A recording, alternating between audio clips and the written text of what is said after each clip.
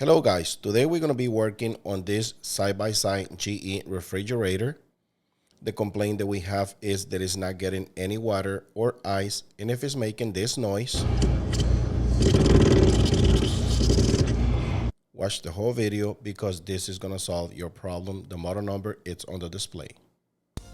Welcome to DIY Repair Now. Read all the warnings, and during this video you will see one or more of these icons to help you do this repair safe.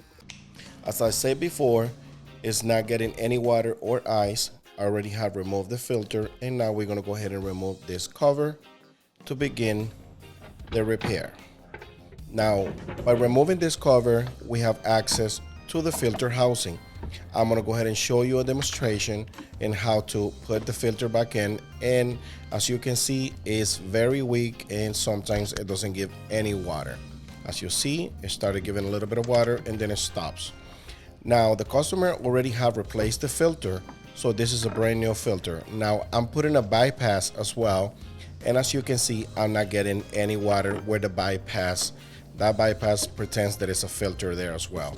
Now I'm pressing this pin right there. It's like a valve, and as you can see, I got water and a lot of pressure coming out. So that's how I know that the water valve is fine, because if I get water by pressing that pin right there, that means the water valve is fine, so you don't have to check the water valve.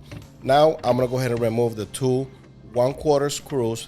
They are on top of the filter housing because we're going to go ahead and replace the filter housing on this model.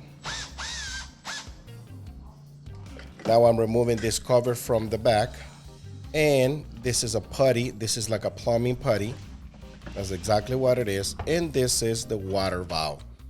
Now you can go ahead and close this water valve, or you can go ahead and pinch or kink the water line in case your water valve is not working. Let's say your water valve is not closing and you still got water on the hose. You can go ahead and do this. Go ahead and kink and pinch and hold it with a vice grips or a zip tie, and that will prevent the water from keep flowing. Now I try not to mess with those water valves because sometimes they don't open or close afterwards. Use a 10mm wrench and a crazy wrench as well, and you will be able to remove this connection. Like I said, that's the crescent wrench. Be prepared for water to spill down. Sometimes I put a bucket or a towel, that way water doesn't get on the floor. I didn't have much this time.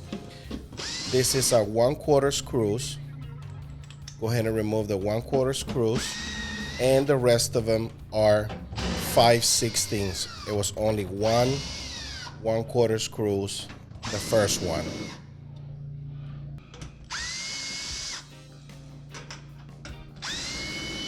As you see, all the rest of the screws are 5/16.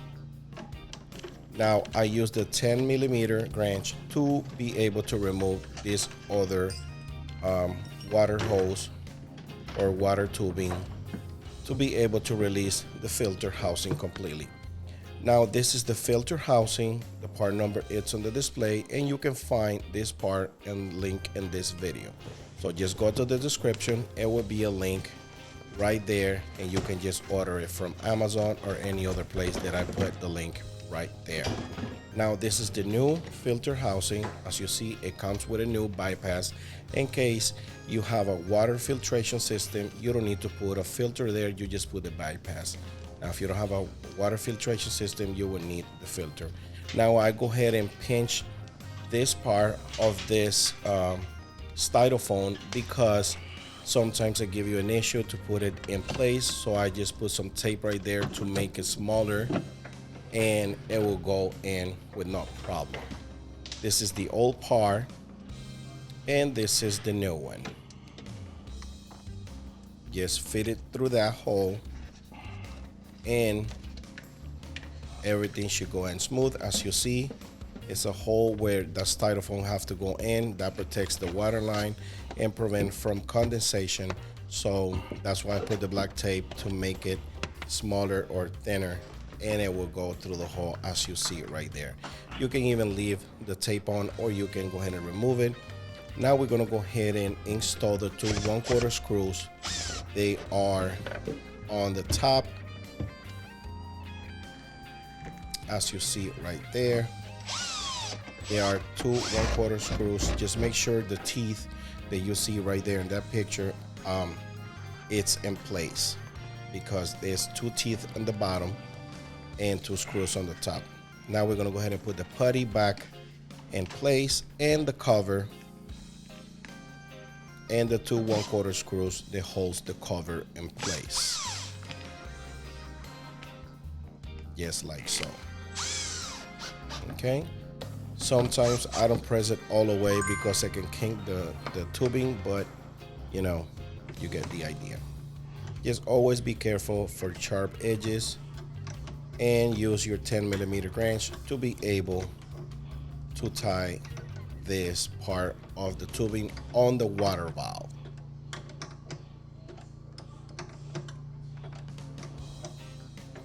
Always go ahead and tighten it until you start feeling tension. Don't over tighten it, because you can break the new tubing, and don't under tighten it because it can start leaking water. You will be able to feel tension in your hand and your wrench when it starts getting tight. After it gets tight the first time, go twice more, and that should be enough. Same thing in this one. If it's loose, you can even do it with your finger. Once it starts getting tight, go ahead and go one or twice. As you see right there, after it is tight, I only go one and two, and if it's still loose, keep going until you start feeling tension. Now I can see there, if I'm shaking my hand, is because it's getting tension on it. There we go. You can feel right there that you will feel it in your hand when it's tight. Okay, after you do that, go ahead and put the back panel back in place and install the first screw. This is the only 1/4 screw. The rest of them are 5/16. Okay, and the reason why it does 1/4 is because it has like a clamp that holds the tubing in place, which it was not needed in this scenario. It wasn't even hooked when I first took it apart the first time, so I'm just gonna leave everything the way it was, because that's how it was working fine when they installed it from the beginning. Once you install all the 5/16 screws, you can go ahead and open your water valve, or in case you pinch your line because the water valve wasn't working, just release the vice grips where you kink the water line. And now we're gonna start putting everything back together, but the first thing we're gonna do is go ahead and put the filter back in place. Remember, I told you the homeowner with the filter, put the styrofoam on top of the filter, because that prevents from froze the line. You know, that styrofoam will protect the water line from freezing, and it can result in not giving you water or ice as well. But you know, just make sure you put the styrofoam back in place. And as you see, we're getting water. Now, as you see right there, it stops because it's air on the lines. Remember, this is a brand new water line, so it's no water on the line. So you have to keep it pressed until it starts flowing water like it's supposed to.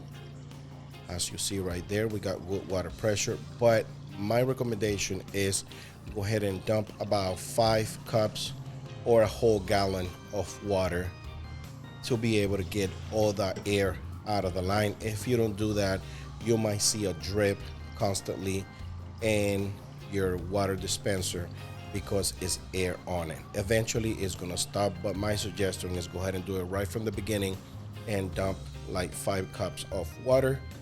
That should take care all the air in the line, and as you see, that's what I have done, a 4 or 5. And also you can see that we got good pressure of water now, so the issue is being taken care of. Yeah, I believe this is number 5 or even more. That should be fine. Now we're putting everything back in place. Make sure nothing is leaking. As you see, I was peeking there because I want to make sure there's no leak in any connection. Always double check or triple check. And if you're a homeowner and you're doing this repair by yourself and you have a doubt if you tighten it or over tighten it, like if you didn't tighten it right the first time, you can pull the refrigerator a couple days after. Just make sure there's no leaks in there. Now this styrofoam is fighting with me to go back in place, but I finally got it the way it's supposed to. And now you can put this cover back in place. As you see right there, it has a male to female connection and that side, and like a clip and two clips, one clip in the bottom, one clip on the top. So you can see I put the clips in place, and the one I'm having trouble is the male to female connection on the right. For that one, I removed the filter just for the purpose to put that back in there a little bit and move it around. But if you having issues, go ahead and remove the filter completely, put your hand inside, into it goes to a male to female connection there. You get the idea. So at this point, we're pretty much done. Try it one more time. After you do this, the ice maker should start producing ice. Just make sure your ice maker is on, and if it's not, just go ahead and reset it. Just turn the teeth into a 12 o'clock position and it will reset the ice maker. Remember, the ice maker is going to take about 24 hours to fill the bucket. Make sure there's no water underneath this tray, because sometimes you'll find water underneath. Put the tray back in place. It should snap in place. Thanks for watching.